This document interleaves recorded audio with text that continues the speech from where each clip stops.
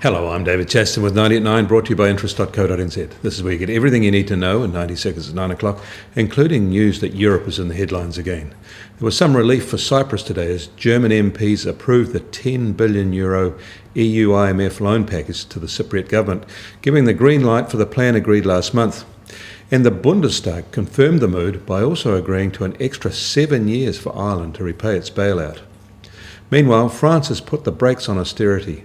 It said it would ask its EU partners and the European Commission for an extra year to cut its public deficit below a targeted 3% of GDP. They are still a long way above that. They have brought their deficit down from 5.2% at the end of 2011 to 4.5% in 2012, but the EU wants the French to cut its deficit to 3.7% in 2013. Germany will be grumpy. Staying in France, IMF chief Lagarde has been summoned to appear in court in May over an inquiry into alleged abuse of authority when she was the French finance minister. Meanwhile, Dutch unemployment has jumped in March to 8.1% from 7.7%. The problems in Europe are not just in the south. Better news in Japan. Their exports rose and their trade deficit narrowed in March. And in China, home price averages in key Chinese cities were higher in March, indicating recent government efforts to control the unruly real estate market there are having little effect.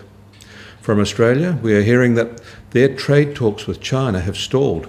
The problem is Beijing wants its state-backed companies the right to buy Australian assets up to $1 billion without regulatory scrutiny. Hardball negotiating by China.